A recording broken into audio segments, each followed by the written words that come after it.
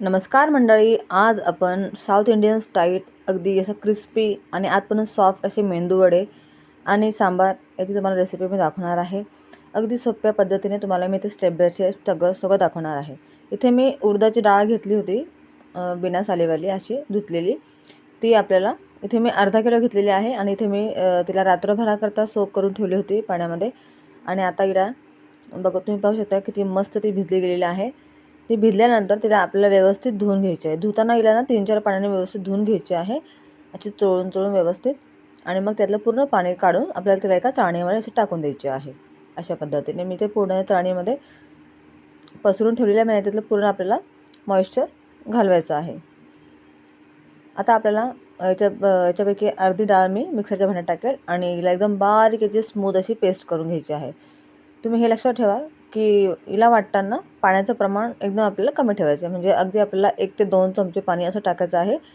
आपल्याला याची कन्सिस्टन्सी थोडीशी घट्ट राहू द्यायची आहे. जास्त पातळ करू नका, म्हणजे तुमचे वडे आता मग चांगले बनणार नाहीत.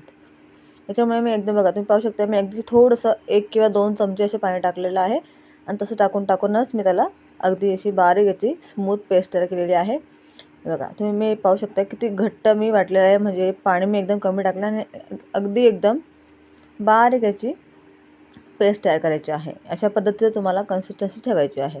जास्त पातळ पण नाही करायचं आणि जास्त आपल्याला त्याला घट्ट पण नाही. थोडंसं तुम्ही पाणी टाकू शकतात त्याला वाटताना. अशा पद्धतीने मी सगळी डाळ इथं वाटून घेते आहे.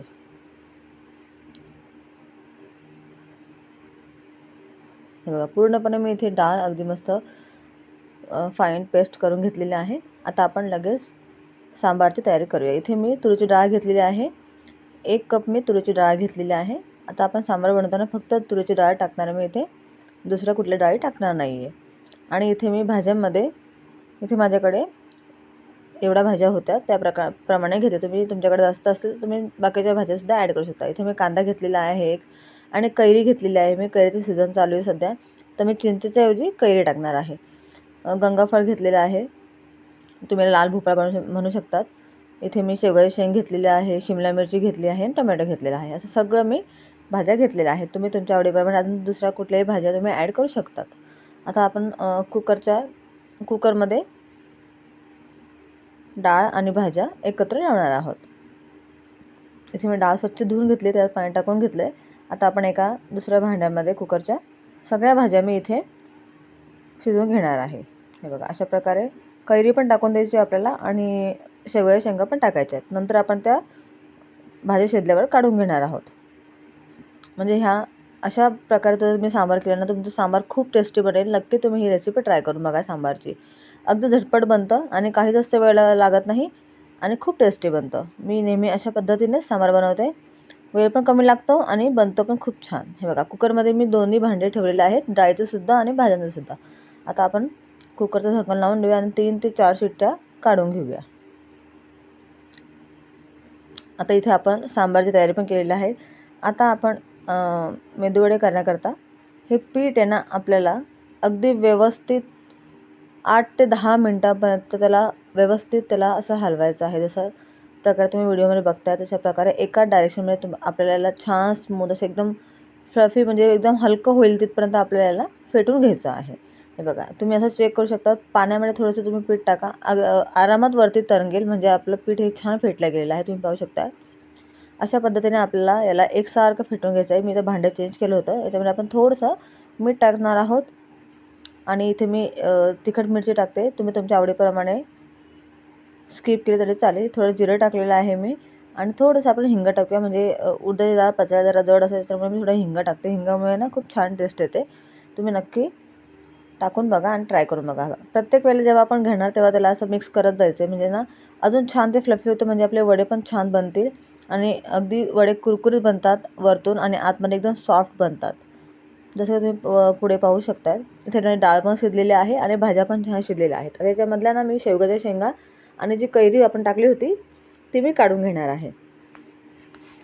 हे बघा, कैरीचे तुकडे पण छान शिजले आपले. आता आपण ते काढून घेऊन नंतर आपण सांबार उकळताना टाकणार आहोत. आता हे बाकीच्या ज्या भाज्या आहेत ना, त्या सगळ्या मी पोटॅटो मॅशरने असे छान मॅश करून घेईल. म्हणजे याचा स्वाद आपल्या सांबारमध्ये अगदी छान उतरेल. आपण डाळीला पण छान फेटून घेणार आहोत. डाळ पण मस्त शिजलेली आहे आपली. इथे मी एका साईडला कढईमध्ये 2 ते 3 चमचे मी तेल टाकून घेते. त्यामध्ये आपण टाकणार आहोत मोहरी, जिरं टाकूया थोडंसं आपण याच्यामध्ये, कढीपत्त्याची पानं टाकणार आहोत, लसूण टाकणार आहोत. लसूण जरा बरा टाकायचा. थोडीशी हळद टाकूया आपण. लाल तिखट टाकणार आहोत. तुम्ही तुमच्या आवडीप्रमाणे कमी जास्त करू शकता. थोडंसं पाणी टाकूया म्हणजे आपले मसाले जळू नये याकरता. आणि एकदा व्यवस्थित त्याला हलवून घ्यायचं आहे. त्यानंतर आपण टाकणार आहोत सांबार मसाला. इथे मी एव्हरेस्टचा सांबार मसाला यूज करते. साधारण मी इथे 1 ते 1.5 चमचा टाकलेला आहे. ते हलवून घेतल्यावर मी इथे आपली जी डाळ शिजलेली होती तुरीची, ती पण मी इथे टाकून घेतलेली आहे. त्यानंतर आपण ज्या भाज्या शिजवल्या होत्या त्या पण टाकून घ्यायच्या आहेत व्यवस्थित. आणि याला एकसारखं असं ढवळून घ्यायचं आहे. आणि त्यानंतर आपण शेवगाच्या शेंगा आणि कैरी काढली होती ना, ते नंतर असं वरतून टाकून द्यायचं, म्हणजे याचा पण फ्लेवर त्याच्यामध्ये छान उतरतो. आपल्या भाज्या ऑलरेडी शिजल्या होत्या, त्याच्यामुळे त्याचा फ्लेवर उतरला होता. आता आपल्याला याला याच्यामध्ये मीठ टाकूया आपण चवीनुसार आणि याला छान आपण उकळी येऊ द्यायची आहे. थोडासा गूळ टाकायचा आहे, कारण आपण कैरी टाकली. कैरी आणि गूळ याचं कॉम्बिनेशन आंबट गोड ही छान असा सांबार आपला तयार होतं. हे बघा, अगदी छान आपलं सांबार तयार झालेलं आहे. कोथिंबीर टाकून आपण याला फायनल टच देणार आहोत. हे बघा, पाहू शकता किती मस्त आपलं सांबार शिजलेला आहे. आणि काही जास्त वेळ लागत नाही. जर भाज्या किंवा डाळ शिजलेली असेल सांबार बनवायला वेळ लागत नाही. आता आपण वडे कसे करायचे, मेदू वडे, ते बघणार आहोत. इथे मी चाळणी घेतलेली आहे चहाची. त्याला आपण थोडंसं वरतून ना पाणी लावायचं आहे. पीठ घेताना प्रत्येक वेळी ना असं छान फेटून घ्यायचं, म्हणजे अगदी वडे छान येतात. आता मेदूवडा करण्याकरता मी इथे अशा प्रकारे चाळणीला पाणी लावून घेतलं. थोडंसं पाण्याचा हात लावल्यावर आपण थोडंसं बॅटर घेऊन हे त्याच्यावर टाकायचं आहे आणि परत पाण्याचा हात लावून त्याला व्यवस्थित शेप देऊया आपण. हे बघा, जास्त पातळ जर तुम्ही केलं ना तर मग ते बॅटर खाली सरकेल. त्यामुळे अशा प्रकारे कन्सिस्टन्सी तुम्ही ठेवा, म्हणजे तुमचं बी असं छान व्यवस्थित होईल. याच्यावर असं बॅटर छान पसरलं की वरतूनमध्ये असा तर आपण होल करूया. मेदूवड्याचा आपण त्याला शेप दिलेला आहे आणि अगदी आरामात हे तेलामध्ये सुटते. थोडंसं प्रत्येक वेळेला तुम्ही पाण्याचा हात लावत जा. पाण्याचा हात लावला की हा वडा तेलामध्ये पटकन सुटतो. अशा पद्धतीने बघा, आपोआप तो वडा तेलामध्ये सुटतो आहे. तुम्ही पाहू शकता. इथे मी तेल पहिले गरम करून घेतलं, नंतर मग गॅसची फ्लेम आहे ना थोडीशी लो टू मिडियम केली होती.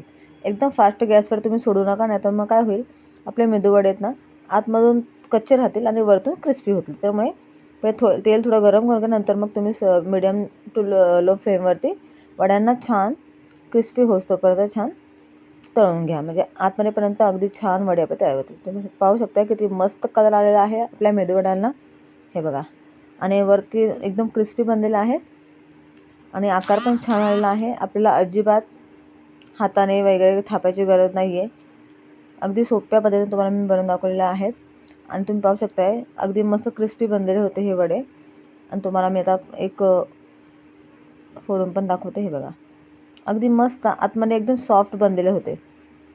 हे बघा, तुम्ही पाहू शकताय आतमध्ये पण छान अगदी व्यवस्थित शिजलेले आहेत आणि किती सॉफ्ट बनलेले आहेत. वरतून पण छान त्याला क्रिस्पीनेस आलेला आहे आणि आतमधून पण सॉफ्ट झालेले आहेत. अगदी दिसायला पण छान दिसत आहे आणि टेस्टला तर खूपच छान लागतात. बाहेरून विकत आणण्यापेक्षा तुम्ही सुद्धा घरच्या घरी असेच मेदूवडे बनवून बघा. आता आपण इथे प्लेटिंग करून घेणार आहोत. इथे मी आपण केलेला सांबार ह्या मेदूवड्यावर मस्त गरम गरम सांबार असा टाकायचा. वा वा वा, काय मस्त. आणि इतके छान बनले होते ना, सांबार पण खूप छान बनलं होतं. मी नेहमी अशा पद्धतीने सांबार बनवते, अगदी सोप्या पद्धतीने. इथे मी ग्रीन चटणी पण केली होती. हे बघा, अशा पद्धतीने तुम्हीसुद्धा मेदूवडे आणि सांबार बनवून बघा आणि तुम्हीसुद्धा अशा पद्धतीने बनवा. रेसिपी आवडल्यास लाईक, शेअर, सबस्क्राईब करा.